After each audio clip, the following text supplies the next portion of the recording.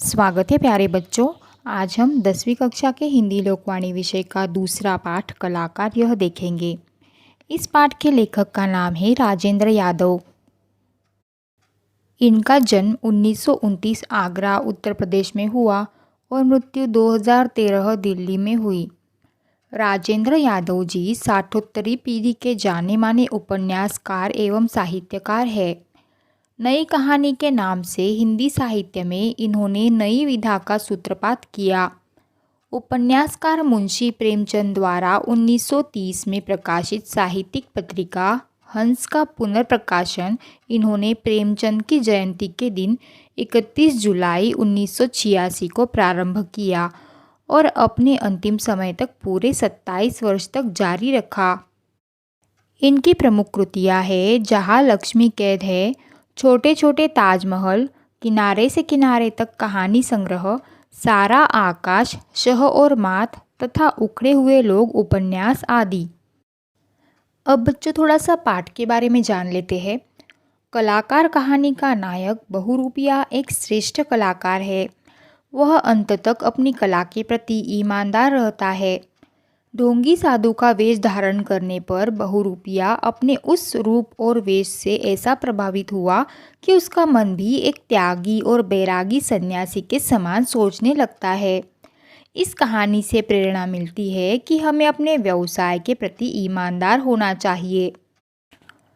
प्रस्तुत कहानी में लेखक राजेंद्र यादव एक बहुरूपिये के विषय में बता रहे हैं। बहुरूपिया एक साधु के वेश में एक नगर में आता है। लोग उससे बहुत प्रभावित होते हैं और धीरे धीरे उसका यश सर्वत्र फैलने लगता है। इसी बीच नगर सेठ की पत्नी किसी असाध्य रोग से पीड़ित हो जाती है। दुनिया भर के इलाजों के बाद हार कर लोगों के बार बार कहने पर सेठ अपनी पत्नी को लेकर साधु के पास आता है और धीरे धीरे सेठानी ठीक होने लगती है। सेठ के मन पर साधु का ऐसा प्रभाव होता है कि वह अपना संपूर्ण धन उसके चरणों में अर्पित कर देता है, परंतु साधु उस धन को लेने से इनकार कर देता है। अगले दिन साधु अपने असली रूप में सेठ से मिलकर अपनी कला के लिए इनाम मांगता है। सेठ के पूछने पर वह कहता है कि साधु का वेश मैंने कला के लिए बनाया था। यदि मैं आपका दिया धन ले लेता तो वह मेरी कला के प्रति बेईमानी होती।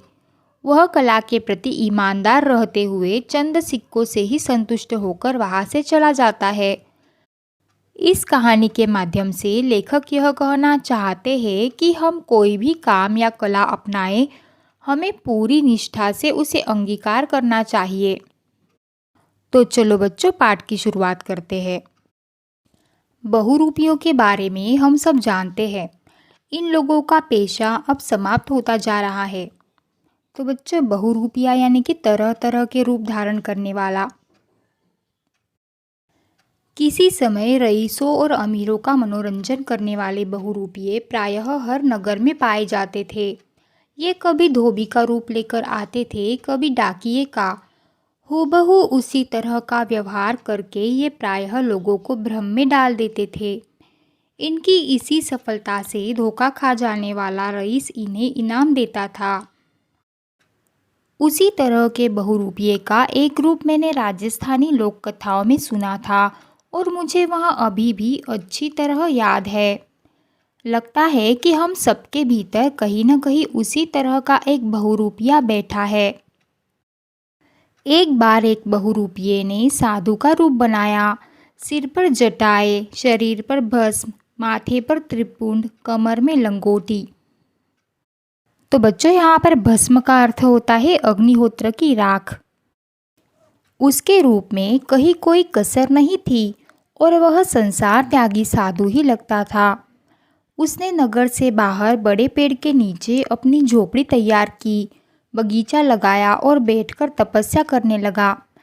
धीरे धीरे सारे नगर में यह समाचार फैलने लगा कि बाहर एक बहुत पहुँचे हुए महात्मा ने आकर डेरा लगाया है। तो बच्चों यहाँ पर डेरा लगाना यानी कि निवास के लिए जम जाना। लोग उसके दर्शनों को आने लगे और धीरे धीरे चारों तरफ साधु का यश फैल गया। सारे दिन उसके यहाँ भीड़ लगी रहती थी लोग कहते थे कि महात्मा जी के उपदेशों में जादू है और उनके आशीर्वाद से संसार के बड़े से बड़े कष्ट दूर हो जाते हैं। अपनी इस कीर्ति से साधु को कभी कभी बड़ा आश्चर्य होता और मन ही मन वह अपनी सफलता पर मुस्कुराया करता। नगर के सबसे बड़े सेठ से जब किसी ने साधु का जिक्र किया तो वह अविश्वास से हंस पड़ा। तो बच्चों, यहाँ पर जिक्र इस शब्द का अर्थ होता है चर्चा करना। बोला, ऐसे ढोंगी जाने यहाँ कितने आते रहते हैं, और वह अपने कारोबार में लग गया। साधु का नाम चारों ओर फैलता जा रहा था। साधु भी कभी कभी सोचता कि अब फिर बहुरूपिया जीवन में लौटने में क्या रखा है, क्यों न इसी जीवन में अपनी जिंदगी लगा दी जाए। फिर उसका मन धिक्कारने लगता है कि वह जिंदगी भर साधु बना रहा तो अपने असली पेशे के साथ बेईमानी करेगा। तो बच्चों, यहाँ पर धिक्कारना यानी कि झिड़कारना। इसी सोच विचार में उसके दिन निकलने लगे। एक बार सेठ की पत्नी बहुत बीमार हो गई। दुनिया भर के इलाज कराए गए, वैद्य डॉक्टर बुलाए, लेकिन सेठानी की तबीयत ठीक नहीं हुई। उसे लगता था कि वह अब नहीं बचेगी। मित्रों और शुभचिंतकों ने सलाह दी कि एक बार उस साधु को दिखा देने में क्या हानि है। तो बच्चों, यहाँ पर शुभचिंतक इस शब्द का अर्थ होता है व्यक्ति के बारे में अच्छा सोचने वाला। हार कर सेठ तैयार हो गया। साधु ने जब दूर से सेठ को आते देखा तो बहुत प्रसन्न हो गया। नगर का सबसे बड़ा करोड़पति उसके यहाँ आ रहा था। आगे आगे सेठ और फिर डोली में बीमार सेठानी। उसने जाकर साधु के चरण पकड़ लिए। महाराज, जैसे भी हो सेठानी को जीवन दान दीजिए। यह मेरे घर की लक्ष्मी है। इसी के कारण यह करोड़ों की संपत्ति आई है। जिस दिन से इसने मेरे यहाँ पाँव रखा है, मैंने जिस काम में हाथ लगाया उसमें लाभ ही हुआ है।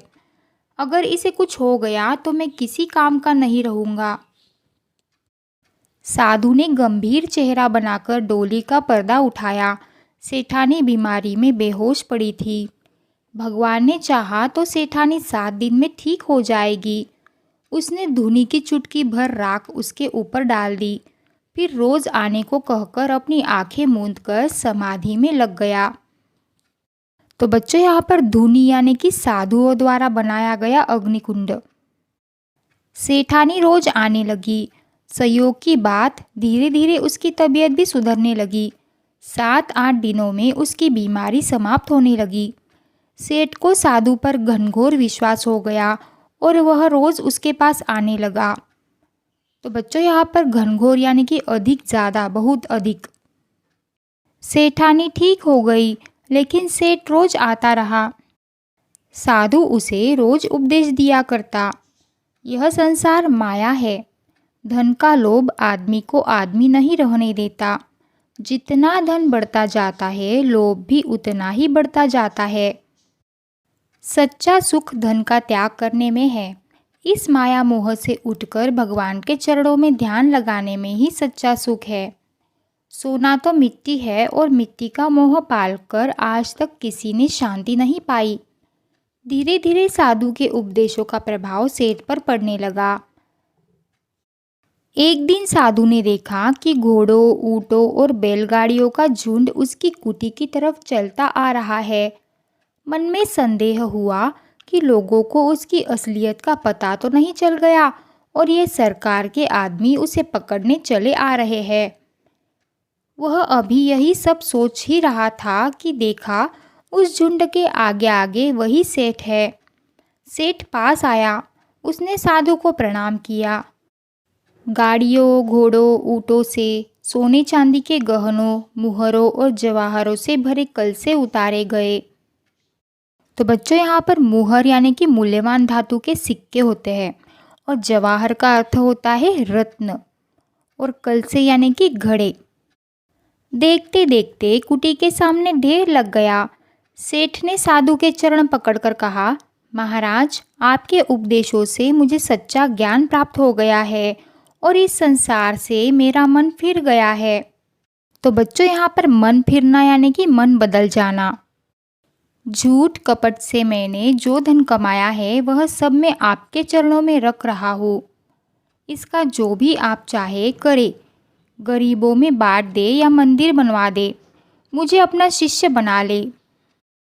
गंभीर होकर साधु ने उत्तर दिया, जिस धन को मैं तुझे त्यागने का उपदेश देता रहा हूँ, तू उसकी माया में मुझे क्यों फंसाता है? जो तेरे लिए मिट्टी है वह मेरे लिए मिट्टी तो और भी पहले है। मैं इसमें हाथ नहीं लगा सकता। और सचमुच उसने धन नहीं लिया, समझा बुझाकर सेठ को लौटा दिया। महात्मा की इस महानता से सेठ की आंखों में आंसू आ गए। अगले दिन जब सेठ आया तो उसने देखा कि साधु का कहीं पता नहीं है। इधर उधर खोजा, कहीं भी कोई नहीं था। इतने में ही किसी ने आकर उसके चरण पकड़ लिए। सेठ, मेरा इनाम दे। कैसा इनाम? तू कौन है? सेठ ने आश्चर्य से उस व्यक्ति को देखकर पूछा। कसूर माफ़ करना सेठ जी, मैं वही कल वाला महात्मा हूँ। मैं साधु वाधु कुछ नहीं, आपका सेवक बहुरूपिया हूँ। जब आप जैसे चतुर आदमी को मैंने धोखा दे दिया तो मुझे अपनी कला का बहुत बड़ा इनाम मिलना चाहिए। अपराधी भाव से बहुरूपिया सिर झुकाए खड़ा था। सेठ आश्चर्य के मारे आसमान से गिरा। तो बच्चों, यहाँ पर आसमान से गिरना यह एक मुहावरा है और इसका अर्थ होता है बहुत अधिक आश्चर्य होना। बहुरूपिये की बात सुनकर सेठ को बड़ा आश्चर्य हुआ। फिर संभल कर बोला, इनाम तो मैं तुझे दूंगा। सचमुच तूने अपने काम में कमाल कर दिया। लेकिन एक बात बता, कल जब मैं अपनी सारी संपत्ति तेरे पास ले आया था तो तूने उसे क्यों नहीं स्वीकार किया? अगर तू उसे ले लेता तो आज तू सेठ होता। तुझे इस तरह इनाम मांगने की ज़रूरत नहीं रहती। बहुरूपिया नम्रता से बोला, सेठ जी, यह बात मेरे मन में भी आई थी। इस समय सारी संपत्ति लेकर आज मैं कहीं का कहीं जा सकता था। फिर मेरे मन ने कहा कि यह गलत है। मैं संसार त्यागी महात्मा का रूप धारण किए हुए हूँ। अगर ऐसा काम करूँगा तो रूप में खोट आ जाएगी। रूप को सच्चा रखने के लिए यही उचित है कि मैं इस संपत्ति को त्याग दूँ। सो सच्चे महात्मा की तरह मैंने उसे त्याग दिया तो लगा कि अब मेरा काम पूरा हो गया। अब आप जो इनाम मुझे देंगे खुशी से ले लूँगा। और मेरी सेठानी की बीमारी? सेठ ने पूछा। उसमें भी मेरा कुछ नहीं है, वह तो आपका और सेठानी का विश्वास और सहयोग था। सेठ की समझ में सचमुच नहीं आ रहा था कि कैसा यह बहुरूपिया है जो करोड़ों की संपत्ति छोड़कर 2-4 अशरफियों के इनाम पर इतना प्रसन्न और संतुष्ट है। तो हमें इस कहानी से यह सीख मिलती है कि अगर हम कोई भी काम या कला अपनाएं तो हमें पूरी निष्ठा से उसे अंगीकार करना चाहिए। तो बच्चों, यह पाठ यही समाप्त होता है। यह वीडियो देखने के लिए सभी का बहुत बहुत धन्यवाद। अगर यह वीडियो आपको हेल्पफुल लगी तो इस चैनल को ज़रूर सब्सक्राइब करें और नई वीडियोज़ की नोटिफिकेशन पाने के लिए साथ में जो बेल आइकॉन दिया है उसे प्रेस करना ना भूलें।